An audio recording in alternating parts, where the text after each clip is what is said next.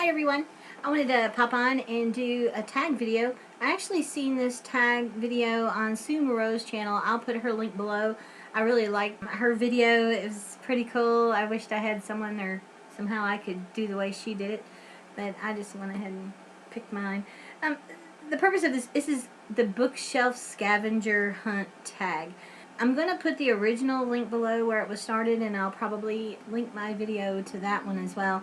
But watching it on Sue's channel, it was really fun. It was funny the way she did it. I had a kick. I always love watching her stuff, so yay. So I printed it out just like she did, a lot easier to do. So yeah, let's get going. You have to hunt for things on your bookshelf. Okay, so find an author's name or title with the letter Z in it. Well, I don't have an author's name, but I do have a title in this a little romance book called Zero Control. So it has Z in it. This is one of these old romance books. Find a classic. Well, I have several. Pride and Prejudice by Jane Austen.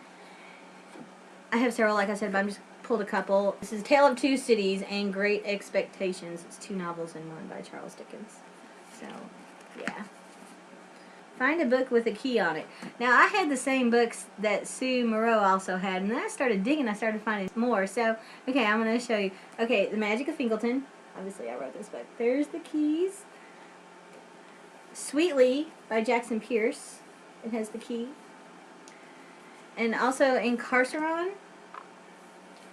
And Inkheart, I didn't even know it until I started looking. There is a little key right here. And then also the Physic Book of Deliverance Dane has the key on it as well. And I was amazed by how many books I actually found that had the key on it. That was pretty cool. The old skeleton keys. Alright, find something on your bookshelf that is not a book. I have several things. I have hourglasses. I have several things, but I pulled something out I thought would be interesting. This is a little iron figurine. It's by an artist in the UK. The reason I have this is because on your 6th anniversary, me and my husband do things differently. Instead of just buying candy and going out for dinner, you know, your first anniversary is paper, so we buy something that's paper. You know, a print is paper, anything paper related, and cotton. You know, it could be cotton towels. That would be the 2nd anniversary, and 1 anniversary was leather. So we had gotten sandals and purses and stuff like that. But anyway, the 6th anniversary is, you know, traditional is iron. So this is made of iron. And it's actually made of like nuts and bolts and little nails. Just really neat things. I'll turn it around so you can see the back. And it represents a married couple, and it's the ball and chain. I don't know if you can see that. There's a couple of them. So yeah, it's pretty cool. I actually got a few of those for him for our anniversary, and you know, like the barbecue one. I'm also a barber, so there's a barber stylist one. That's pretty neat. So I do have several things on my bookshelves throughout.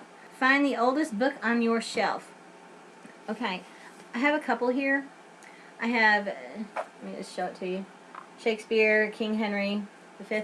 This, actually, it's really hard to find the times in here. But this was actually sold for 50 cents back in the day. And let me see if I can't find the... maybe I should just skip to the next one. Yeah, I'm just going to skip to the next book I had found. These are little old hard leather bound. This is Dickens' Little Folks. And this one actually is really neat in the front. It says presented to, really can't, Hunter Cougar by Mary Cook. December 24th, 1899 or 1879. That's the date. There, on these older books, like I said, it's really hard to find anything. It's even got the little paper tissue that's in the front. I have no idea what these things are worth. But there's just no date. That was the only date, and this book is so old. And in fairly good condition, actually, for it. But yeah, late 1800s printed. So, and again, I don't know about this one here. But those are my oldest books on the shelves. And I don't normally pull those out often at all. Don't let anybody touch them. Find a book with a girl on the cover.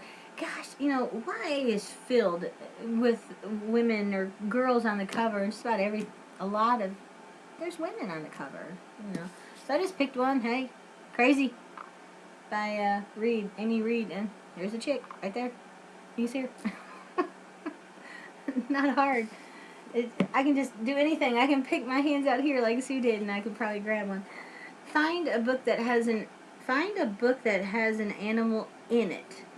Okay, in it. All right. I know Sue said an animal on it, so I'm gonna do both.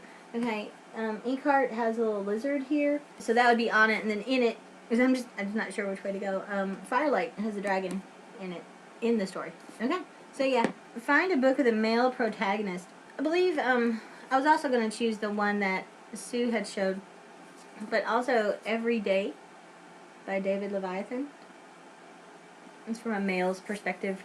Find a book with only words on it. The only one I could find like that was this one, XOXO Hayden. It does have a pencil, but basically it's just words. Find a book with illustrations in it. That wasn't too hard.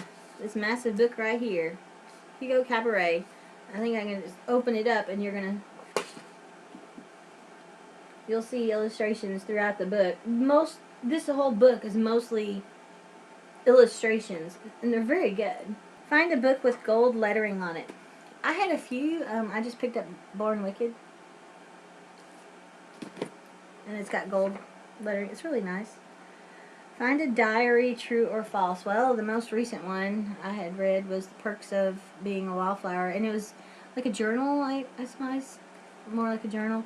Find a book written by someone with a common name like Smith. Well, George R.R. Martin, his last name Martin, that's a pretty common name. So, I couldn't find a Smith. Find a book that has a close-up of something on it. Okay, like Sue, I picked up Infinite Days, that big eyeball and that nose there. But then also the host, big eyeball, part of the nose. Find a book on your shelf that takes place in the earliest time period. That one I chose the Physic Book of Deliver and Stain, because when you first open it, the first page is a letter fragment dated from Salem Town, September 16, 1962. So, you know, this is a story set in current time and past time as well. So, we're jumping back and forth from the present time and the Salem witch trials. So, yeah, 1692. Find a hardcover without a book jacket. Okay, I found two, actually I have a few more. The Tales of Beetle the Bard. I have not read this yet, but it's hard. And then also the Jane Austen Handbook. It's cute. It's a hardback. I like these. I like these a lot. And obviously there's two old ones that I have too. That's the way they used to be. Alright, find a teal or turquoise colored book. That was pretty easy. Winter Girls and The Selection. So yeah. They're on my camera they look more blue, but they are a teal color. Yeah. Alright. I'll have to put all these back. Find a book with stars on it. Well, you know, the Magic Fingleton has stars on it that represent stars. But 90 Miles to Freedom, I don't know if you can see the little stars in the sky. So, yeah. Find a non-YA book. I have several. I have The Help. I have George R.R. Martin. Oh, gosh. I have so many non-YA. I know we all get stuck in that YA bubble. Obviously J.K. Rowling's Casual Vacancy. I have a few Stephen King books. But what I picked up for this was The House of Velvet and Glass by Catherine Howell. It's her next book. And so I can't wait to read that. And obviously, you know, I have The Discovery of Witches and Shadow of Night. You know, several. I love adult fiction.